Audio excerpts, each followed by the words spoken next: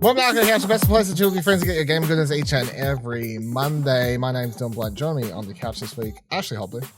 Hey Dylan, I'm excited to be here and excited to hear you singing for the rest of the episode. Wild Hearts. I will do with my friend Wild Hearts. I'll say it, Kira Marchant.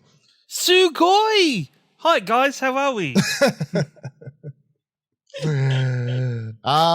This week on the show, Wild Hearts. Oh my god, this is not a thing. We're not, no, this is not a thing.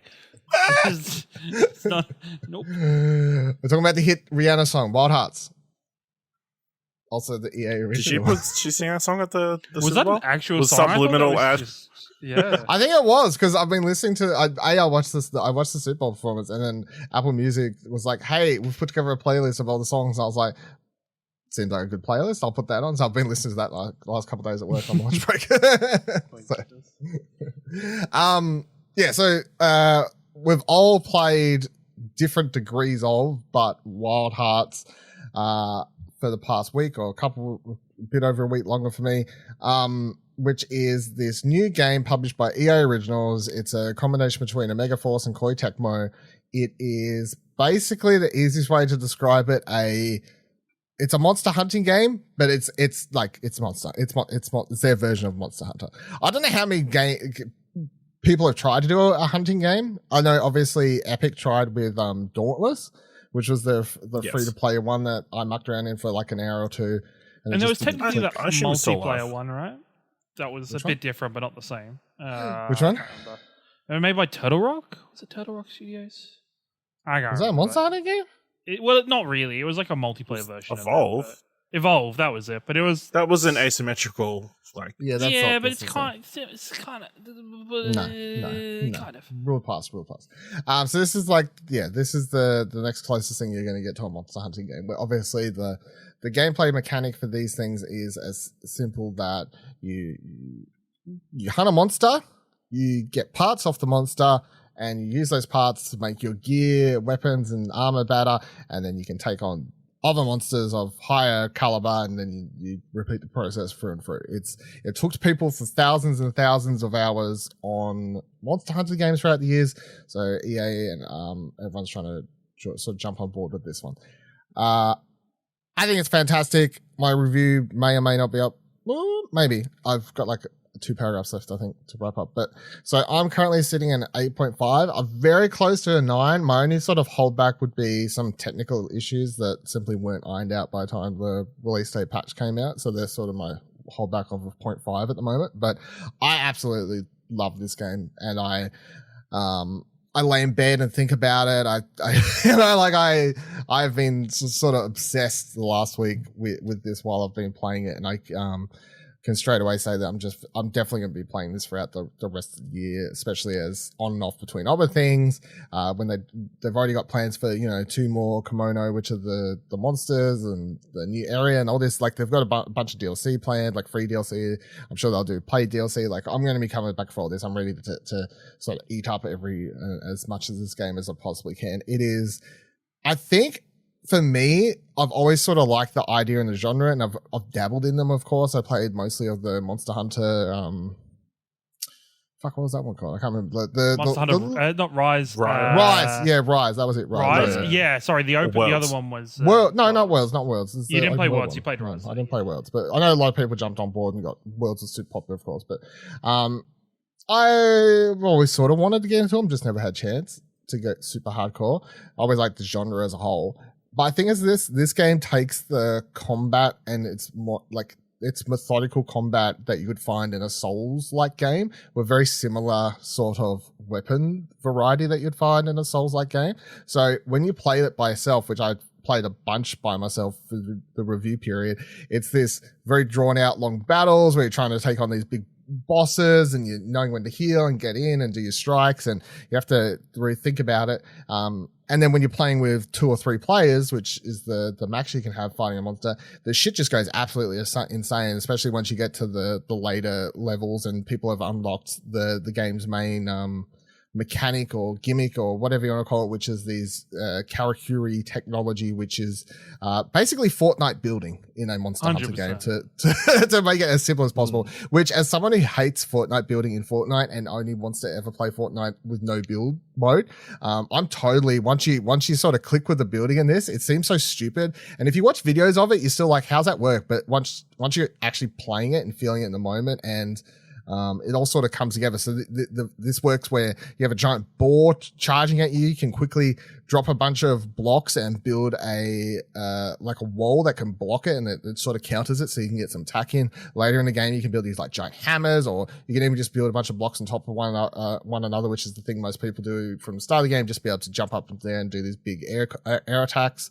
Once you've seen people building upon, like, let's say you've only got enough to build 2 blocks of something and you're like, shit, I don't get to finish it. Once you start playing with other people and you see someone come along and finish your build and make like a giant weapon, and you like realize that there's a team ability there, the game sort of just takes on a new level of the building and stuff. So I think it's absolutely fantastic. So Kieran, you're the person who's played the second most tier, and we played like an hour or so the other night together. Yeah, I played. I'm about 6 hours in. So how are you finding it? I'm enjoying it, but for me, it has the same problem that I have with the Monster Hunter game, and I've only played Monster Hunter Worlds, was that it's kind of overwhelming as fuck. In terms of, like,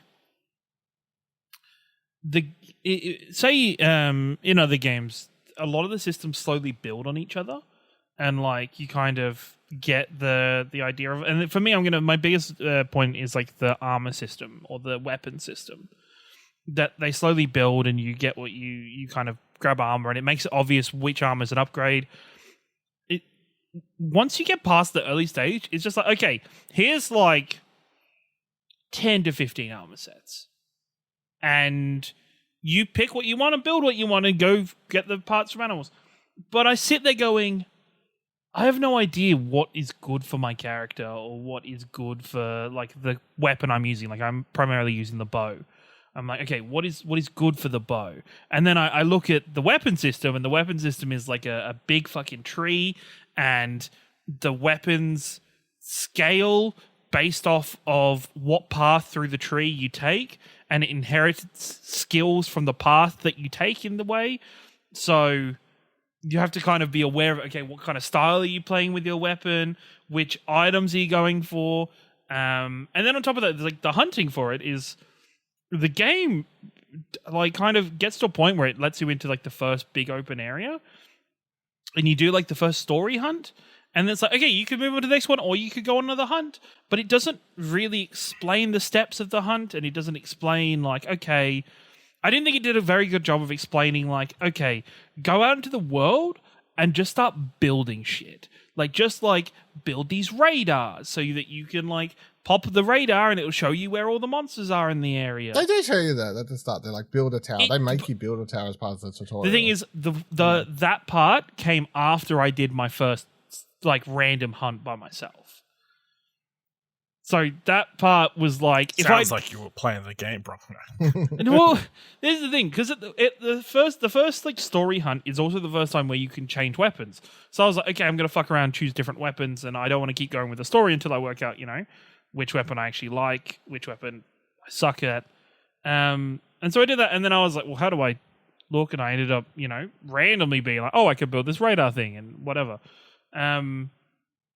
Yeah, I don't know. It's not these bad things. I just find them very overwhelming, and playing it by myself may be very different to Dylan. My brain is just like, okay, do like, and at several points in the story, it's like, okay, you can either progress to the next named story section, or you can go hunt some other stuff and like prepare, so you're prepared for that main story. I'm like, well, I could go hunt, but what do I hunt? Like, what is actually good for me to hunt for? Because I look at the armor, I look at the weapons, and I'm like, I mean, technically, there's no wrong answer. Whatever you're hunting, there's no wrong answer, but like, there's no like right answer. There's no right obvious answer, or there's no like kind of smooth curve to lower you into it. There's no like, hey, just hunt the shit out of this thing and like get like the first like proper armor set, and then. There's no... It's explaining the stats and explaining the abilities and what the abilities mean. And I just think there's a lot where I'm like, I just need... Like yesterday, I spent the first like 2 hours I jumped on yesterday morning. I literally like just spent a bunch of time working stuff out, like just running around, hitting the training dummies with the different weapons because the training dummies actually do a pretty good job. That's the best way to learn. Yeah, is training dummies give you a good idea of how different like mechanics work of the weapons. And then I'm like, okay. And then I started like kind of hunting bits and pieces. And yeah, it's progressing. I think I'd love it a lot more if I was playing with friends and I was there to discuss things and talk it through and kind of work with friends a little bit more for it. Like playing with Dylan was great, and I have the request assistance feature just automatically turned on. So when you start a hunt, people will just automatically kind of fill if it finds people that want to do that hunt. So the request thing shows up on the, I don't know if you've seen, the stones that glow. Yes, either that or when you start a hunt, you just on the controller you hold down. No. I mean, like for other people, so it comes up. For other they people. Look in those stones. That's where your request comes up. So, like, I spent an hour last night. All I did was to me, there's certain stuff I'm after at the moment for certain gear, but also I just enjoy playing the game. So I just jumped into that. I was like, who needs help with what? I just kept I just rolled through a bunch of lower level stuff with people. It was good, and like it's okay when there's randoms in, but then you don't get the banter, you don't get the communication, you don't get like organizing things or kind of helping each other out that much. So, and then on top of that, the hour I played with Dylan was great. But I'm playing on PC. Dylan was playing on PlayStation, so we didn't have. So Dylan, you were using like maybe the worst fucking microphone possible. Like it was horrible. Like you used like random earbuds. I think I heard you say you use random earbuds. They're my earbuds. And we played for the entire time, and like on top of. The music is amazing in Wild Hearts, but at the same time, it was way too epic to be playing while I'm trying to make out this fucking Dylan underwater kind of muffled fucking microphone at the same time. That's your fault for being on PC. Come on. Well, you're playing with a controller anyway. You should just go on PlayStation. Well, I thought it would be okay mouse and keyboard, and then I played mouse and keyboard. I'm like, but I've got friends that I want to play with on PC, and I guess I didn't. And I'd rather be sat at my PC to play with those friends than I would be on my couch. So yeah, it's just once PlayStation gets Discord properly, that'd be kind of nice. Or Dylan uses a proper fucking mic for his phone, whichever one we want to go for. Either or. But no, I'm having fun with it. I'm excited to play with both of you. I'm excited just to play more of it. It's a lot at first, and I think maybe if I'd given it a weekend, there would be a bunch of YouTube tutorials just going. And there already is, but there's no like. And maybe this is my problem as a gamer, but I love a YouTube tutorial in these types of games. It's like, okay, you want to play the bow? These are the armor sets you want to go for at the start. Go for these armor sets. Go farm this creature a bit. This is what you want to do. Just better guides, just to give me a head start. Because once I've got the head start, I'm like, right, I'm good. And because the bow is like one of the least used weapons of the opening few, there's no guides on it yet. I looked yesterday a fair bit. Yeah, a sense of discovery, Karen. You gotta figure this stuff out. There's a sense of discovery, but at the same time, I just want some sense of direction. Like, I just want a bit of hand to point me in the right direction. But I'm loving it. I'm still enjoying it. I think the creatures are really interesting. I think the world's really interesting. It's Japanese as fuck, which I think is great, and it's amazing how close it is to Monster Hunter. Like if you were just playing this game and you didn't know that it was something else, you would just think it's a Monster Hunter game. I mean, until someone starts building a giant box. And still somebody starts building, but you could easily be like, okay, have they built this mechanic into Monster Hunter where you're building stuff and using stuff, and I think there is like my only holdback is overwhelming a little bit. I think there's a lot of systems that work very quickly, and if you're not cognizant of them, like there's all of a sudden I went, like after maybe 4 hours of play yesterday, I went, oh fuck, I haven't been like using the points you get from hunting things to upgrade which Karakuri you can use. So told you about this when we played the other night. Did you? Because I probably didn't fucking hear because of your microphone. I probably didn't hear properly. But yeah, that's where I'm at the minute with the game. Ash, before you give me your general thoughts, Tell us about the quality critic score. Quality critic score is an 8.5 across 6 different outlets. All very positive. Interesting, out of all the ones so far, is like the lowest was an 8, the highest was a 9, and they're all in that. Everything else was 8.5. So, normally with these, there's like an outlier who didn't like it. But across the board, enjoying it.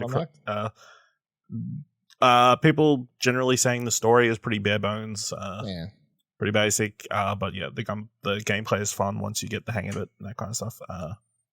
And yeah, like they said, Monster Hunter cross Fortnite building. So, obviously this is the team that did. It's from the team that did Dynasty Warriors. It's done Dynasty Wars forever. But the combat's nothing like Dynasty Warriors. No, yeah. And the other interesting thing from like prepping this article was they did do a Monster Hunter game, like a Monster Hunting game series before called Tukadin, which had like 2 entries, but was quickly killed off. Them going back to the format or the genre is kind of cool. So yeah, check out that article over at explosionetwork.com. I've only played like maybe 2.5 hours. Still very early days, getting through tutorials. I'm not loving it so far, but I'm intrigued to play some more. I also have been like trying to play with the bow, and I'm like, oh, okay. I feel like the dodge mechanic is not as precise as I'd want it to be. There's sometimes with the dodges, I'm like, there's one, maybe the third creature you fight where it like at one point rears up on its like legs and it's ready to slam down. But that motherfucker's a homing missile pretty much. Like no matter how much I was rolling or using giant the springs, pig thing, the pig, the king tusk. And no matter how much I was using the springs or rolling, fucker would just flatten me every time. I'd be like, well, what the fuck do I? You don't spam roll. You just roll once at the correct time. Rolling once was because the fucker's like turning. I should be able rolling. to roll multiple times in succession. Especially with the bow, because charging the bow and some of the charged functions actually use your stamina while you animations used up. Yeah. But yeah, I think I'll have to like give the other weapons a go, see if any of those click a bit more. But I just want to stay away from these giant monsters. The weapons, I'm excited playing for. The wrong game. Are unlocked later in the game. There's like the second chapter, next that's what I heard. There's several ones that are like behind story. There's like ones that like transform as you're using them. And I'm like, that looks dope. And then the other one is like from Attack on Titan, like the fucking grappling gear shit. I'm like, I'm all about that. That's anime as fuck. That's so there's that's that weapon. If you see like if you're playing and it's 3 people just using that, it is literally just Attack on Titan because you claw onto the enemy and then you have it has like an energy bar once you're attached, but you can literally just float in the air like on a wire like they do in Attack on Titan, and you just like dodge into the enemy and do air attacks and then dodge out, and you just have 3 people doing that at the exact same time, which I've done once, and I was like, what the fuck am I playing right now? It's just absolutely ridiculous. Who needs to build when you can just fly around the air and grappling folks, Yeah, absolutely. I will say I like went into the menu like in mid-fight because like I was hiding in the corner or something. I'm like, I'll just quickly check the notes to see if there's a strategy. There's no pause. There's no pause, but like check the notes to see what the strategy is under the codex or whatever. Get out of the menu. Another Kurokai was there instead of the one that was fighting. Like completely full health. They would have rotated. So after it doesn't matter. So it doesn't matter. The enemies will rotate even if you don't do a certain amount of damage. Like if you have them, if you're fighting Kemono in a certain area, and after an allocated amount of time, it'll move to the next area of the map where you're supposed to fight it next. And often on some of the maps, and depending on the time of day and stuff, they'll actually swap position with a different kimono. So I reckon what's happened is while you haven't been watching, your kimono's gone to this other area. The one from theirs come to your area, and you've looked up and gone, what the fuck? But I reckon if you'd scanned, it would have just been off somewhere else in a different area. And the damage you've done still like it still continues Still on, there. even if it moves on. That's why having the radars just scattered everywhere is radars and upgrading your dragon pits so that you can get more stuff out in the world. Especially, just helpful tip: just remember to put tents up everywhere, especially the ones where there's like specific extra campsites where you can put a tent for free, because dying and then having to run really far is a fucking pain in the ass.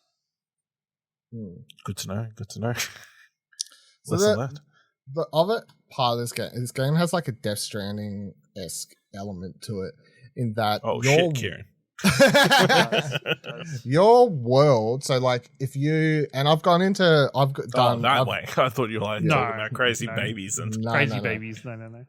I've gone into people's world where they're just farming a certain fight that they know the exact, like, because obviously when a kimono rotates through certain areas, it's always the same, or some high level kimono, maybe they change it up between like one of 6 different directions, but they'll generally go to the same sort of areas. Stuff, right? You can sort of like go around, but people will have, because once you level up your dragon pits and stuff, you can put down zip lines, you can put down spring pads, I've seen on Reddit someone literally built like a floating earth using like a floating pad in the air, very smartly using the systems you're giving in the game, and people are like, this is insane, I would have never thought to use the what you have in the game this way. But all of that is persistent, so when you ask for help in your game for a fight and people come in, if you've set up a bunch of spring pads and whatever else, they're going to stay there. These things don't break if kimono run into them, or they'll get knocked down and just rebuild themselves or whatever else. So, yes. But these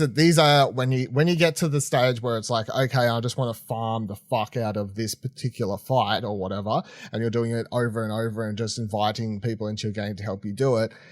Having these shortcuts and ways to quickly rotate and follow the kimono is the difference between taking 10 minutes to beating it to taking 2 minutes to beat it. You know, like these are the major things. So, not obviously having camps at good positions is also super helpful in case you die.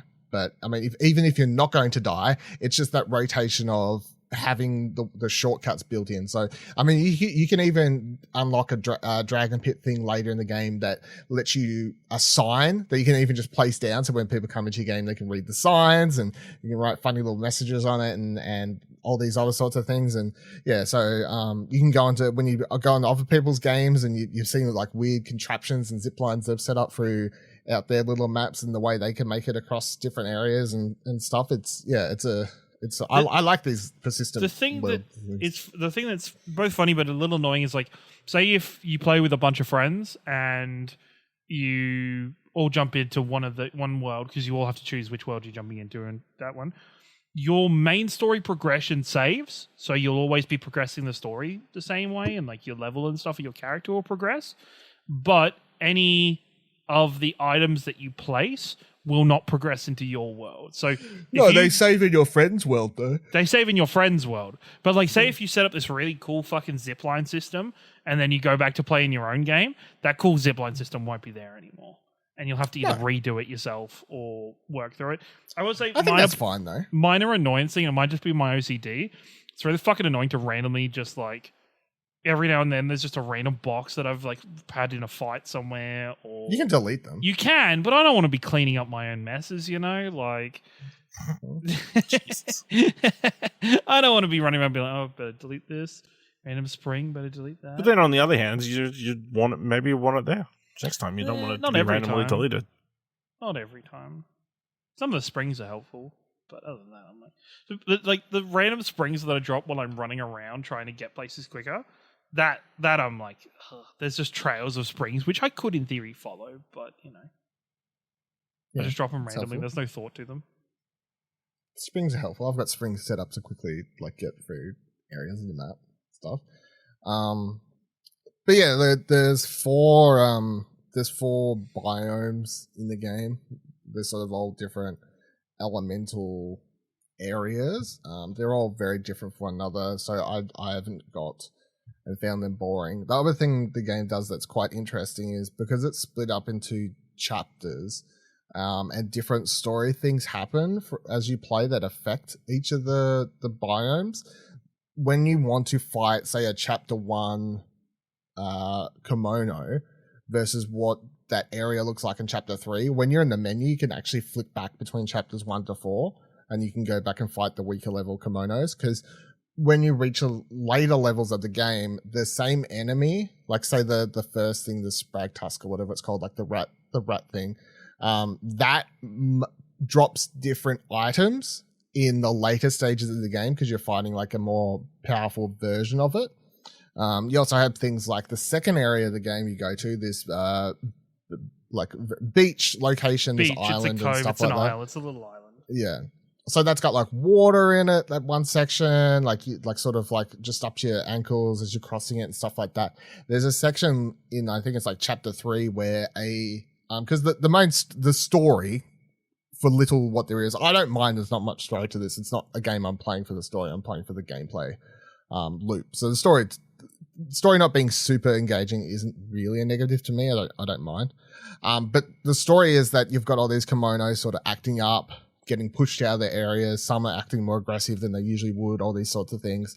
But then in chapter 3, that beach area, a fucking ice wolf shows up there, and people are like, what the fuck? Why is this ice wolf suddenly here, like causing havoc, completely being pushed out of wherever it's supposed to have come from, a completely different area of the world. But because it shows up there and all the Kemono, the really cool thing about them is they're all like nature infused with different things. Like you have fire enemies, earth enemies, and all these sorts of things. And that not only affects how they attack you, but also affects what they do to the world. So when this ice wolf shows up to the beach area, suddenly the area where there's just this ankle level of water on the beach, it's now a frozen tundra. Like it completely affects it. So when you visit that location in chapter 3, it's different to explore than when you visit that in chapter 1. And this happens to different parts of the game as well. So although there's only 4 biomes, decently sized biomes, they do change throughout the game, and you can revisit them pretty easily by just changing their chapter on the menu. So I think that's pretty cool too. I also appreciate the fact that they didn't try and do a big open world for this game. I sort of, not that I hate all open world games, but I do like that we're having a bigger mixture of open world games versus stuff just try and do smaller things. And I very much appreciate they're decently sized biomes. They're not small, they're not massive, they're large enough. There's 50 collectibles plus of whatever, like 50 of the little robot buddies that you can find throughout each of the biomes. And then you've got some scrolls, little things like collectibles, and a couple other things I think you can find as well. So there's definitely places to find secrets or whatever, but I don't feel like I'm ever over inundated with shit to do. So music, I love too in this game. I think it is like a great soundtrack, especially like some of the boss fights, of course, have like very specific like theme songs for the more epic Kemono when you do those fights. So that's always really cool as well. And then once you take on some of the more, I guess, larger enemy types, like there are boss fights in this beyond your typical Kemono. Like there's what I'd call like story beat boss fights where there's big things happening. Though some of those are really fucking epic. Like the combination of music, what you're doing, and all the you're taking on these massive fights. They're really, really cool. So, yeah, I don't know.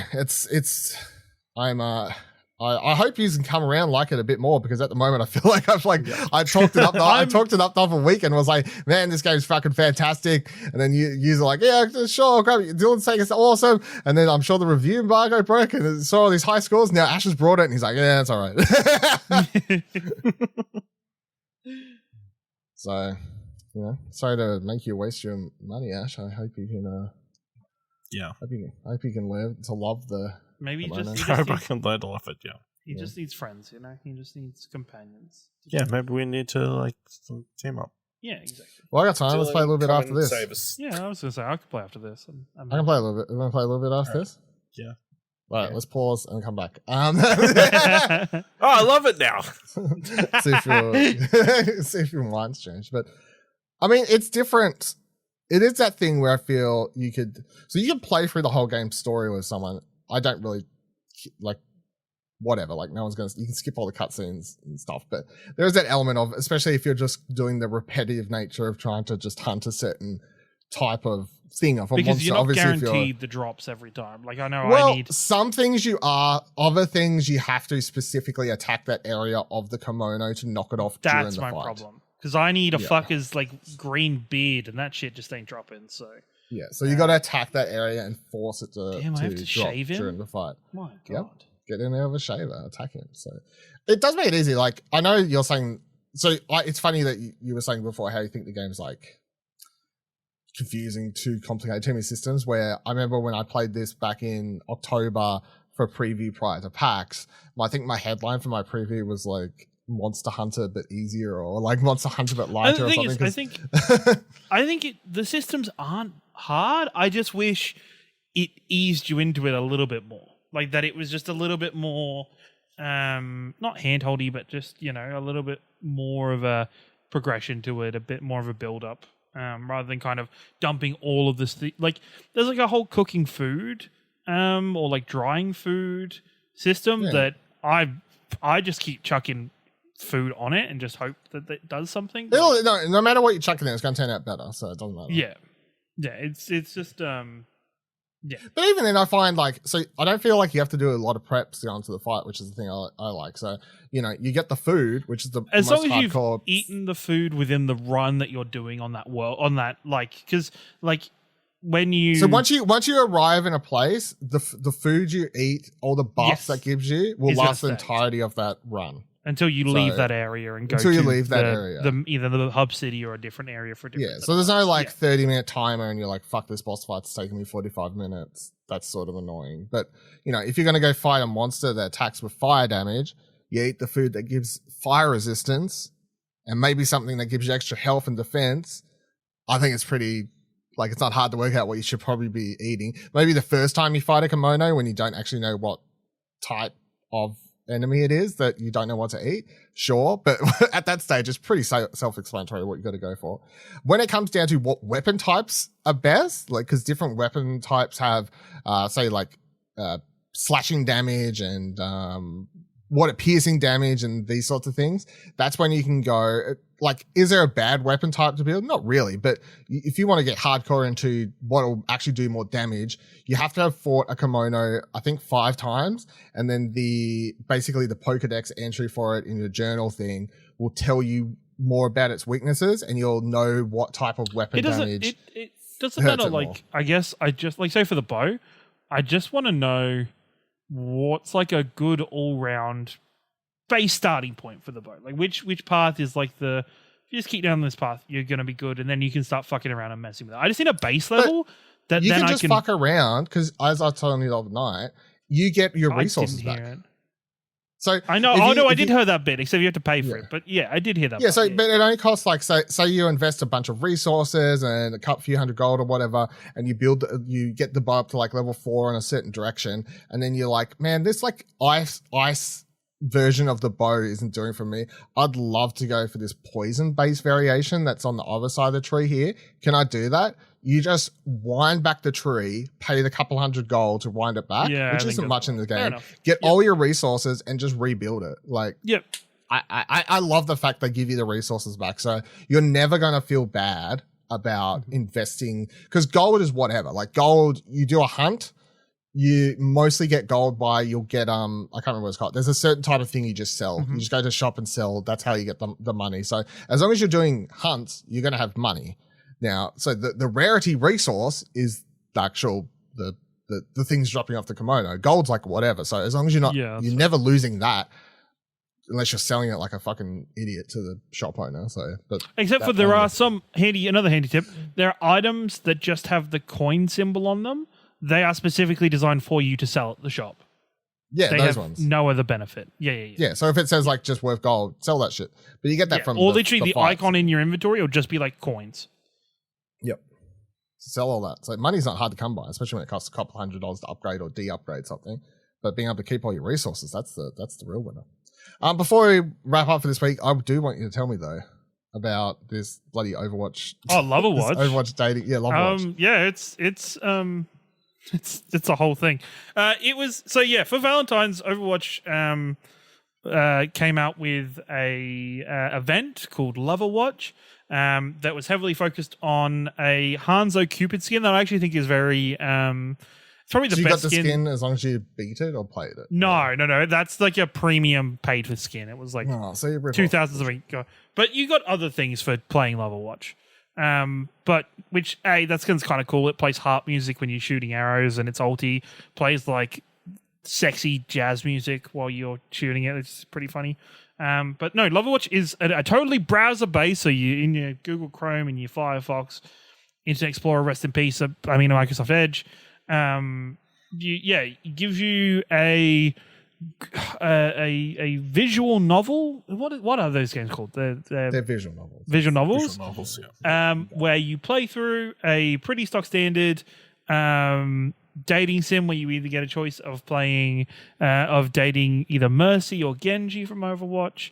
And the story has pretty set kind of structured points to go through, and you just pick your choice options, and your objective, of course, is to get the character to fall in love with you or to fall in love with the character.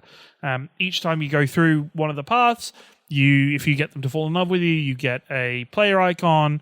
Do both of them, you get a player icon, and then there's a secret ending. If you get the secret endings, you get like a highlight intro for Overwatch and everything that you can use to show off your mad skills.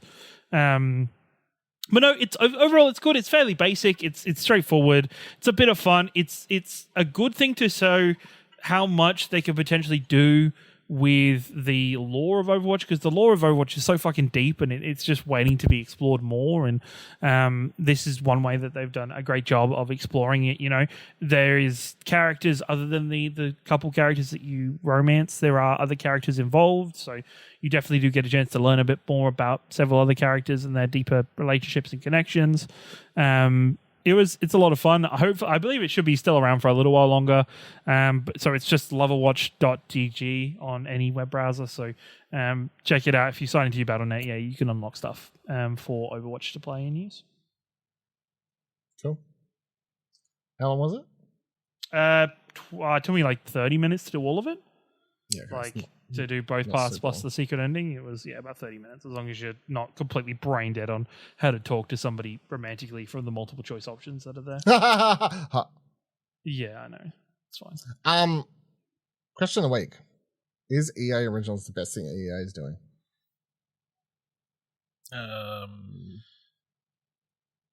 It's up there with anything they let Respawn time? What's Respawn do? Yeah. Well, if you kind of think of it, outside of EA's like FIFAs and stuff, the rest of their catalog's kind of insane when you look at it now. And not just like the indie stuff that they're doing, but like, your Jedi games now with Fallen Order, and with the Jedi Survivor coming out. You've got Dead Space and like the Dead Space remake that they've just released. You've now got Wild Hearts. EA, outside of their sports focus, is kind of stacked. Like, it has kind of got some really good teams working for them.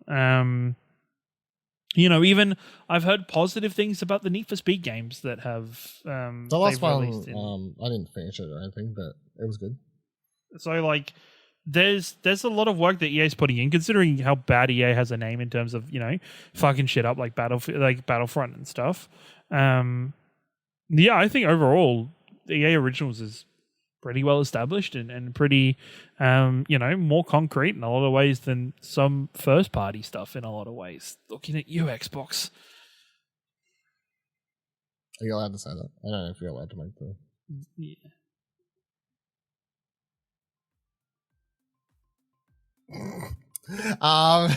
What? I was so confused. I'm like, am I supposed to say more? Alright, that'll do it for this week's episode of Arcade Couch. Let us know how you feel about Wild Hearts if you're playing it, and anything else we've talked about. Not really that much this week. Just Wild Hearts. Let us know any comments, questions, concerns, though. Yeah, Twitter, explosionnetwork.com/Twitter. Discord, explosionnetwork.com/Discord. If you liked this episode or the show or explosionnetwork.com, head on over to our Ko-fi page, explosionnetwork.com/support to buy us a coffee. And until next week, same time, same couch. Kemono free. Goodbye.